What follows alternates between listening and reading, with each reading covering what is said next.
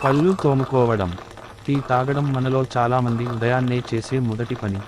Tea తాగగానే మనకు కాస్త కొత్త ఎనర్జీ వచ్చినట్టు అనిపిస్తుంది. ఆ శక్తితో రోజంతా హుషారుగా ఉంటాం.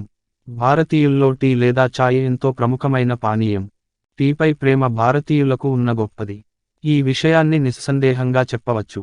భారతదేశంలో చాలా మంది టీ ప్రేమికులు ఉన్నారు. రోజుకు 5-6 సార్లు కూడా టీ తాగే వారుంటారు. మన జీవితాల్లో టీ ఎలా పాతుకుపోయింది. రోజుకు 1-2 టీలు తాగడం వల్ల తప్పులేదు. కానీ టీ ఎక్కువగా తాగడం వల్ల మన శరీరంలో దీర్ఘకాలిక సమస్యలు వస్తాయి. అవేంటో చూద్దాం. ప్రస్తుత పరిస్థితుల్లో టీకి పూర్తిగా దూరంగా ఉండటం మంచిదేనా? నెల రోజులు టీ తాగకపోతే మన శరీరంపై ఎలాంటి పరిణామాలు చోటుచేసుకుంటాయి? ఈ ప్రశ్నలకు సమాధానాలు తెలుసుకుందాం. టీని పూర్తిగా మానేయడం వల్ల కలిగే ప్రయోజనాలు. 1 నెల పాటు టీకి దూరంగా ఉండటం వల్ల మన శరీరంలో కెఫిన్ తీసుకోవడం తగ్గుతుంది. దీనివల్ల మనకు గాఢమైన, అంతేకాకుండా మెరుగైన నిద్ర వస్తుంది. ఆందోళన కూడా తగ్గుతుంది. టీ మూత్రవిసర్జనపై కూడా ప్రభావం చూపుతుంది. ఎక్కువ మొత్తంలో టీ తీసుకోవడంతో మన శరీరంలో నీటి పరిమాణాన్ని తగ్గిస్తుంది. కాబట్టి టీ తాగడం మానేయడం వల్ల డీహైడ్రేషన్ సంబంధిత సమస్యలను తగ్గించుకోవచ్చు. అంతేకాకుండా టీ తాగడం తగ్గించడం వల్ల మన కణాలకు హాని కలిగించే ఫ్రీ రాడికల్స్ తగ్గుతాయి. దీనివల్ల జీర్ణ సమస్యలు, కొన్ని రకాల క్యాన్సర్లు రాకుండా ఉంటాయి. టీని పూర్తిగా నివారించడం వల్ల సాధ్యమయ్యే దుష్ప్రభావాలు. కొంతమంది టీ తాగడం పూర్తిగా మానేసిన తర్వాత మానసిక సమస్యలను ఎదుర్కోవచ్చు.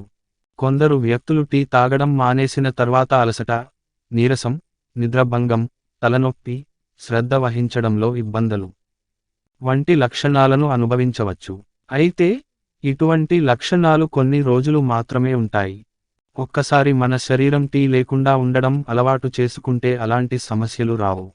టీకి బదులుగా మీరు ఏమి తాగవచ్చు? మీరు మీ ఆహారం నుండి టీని పూర్తిగా తొలగించాలని నిర్ణయించుకున్నట్లయితే, బదులుగా మీరు హెర్బల్ టీలు, పండ్ల రసాలు లేదా వేడి నీటిని ప్రయత్నించవచ్చు. పుదీనా వంటి కెఫిన్ లేకుండా ప్రత్యేకమైన రుచి కలిగిన హెర్బల్ టీలు మన శరీరంపై చాలా సానుకూల ప్రభావాలను కలిగి ఉంటాయి. ముఖ్యంగా యాపిల్ లేదా క్రాన్బెర్రీ వంటి జ్యూస్లు సహజంగా కెఫిన్ లేనివి కాబట్టి మన శరీరాన్ని రిఫ్రెష్ చేయడానికి సహాయపడతాయి. అంతేకాకుండా వేడి నీళ్లలో నిమ్మకాయ లేదా తేనె కలిపి తాగడం వల్ల టీ లాగా రిలాక్స్ అవ్వడానికి ఓదార్పునిస్తుంది.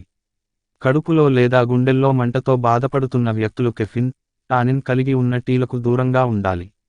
గర్భిణీ స్త్రీలు లేదా బాలింతలు టీని మితంగా తీసుకోవడం మంచిది.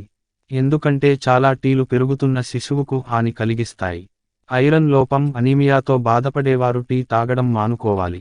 టీలోని టానిన్ ఐరన్ శోషణను నిరోధిస్తుంది. అందువల్ల రక్తహీనత పరిస్థితి మరింత తీవ్రమవుతుంది.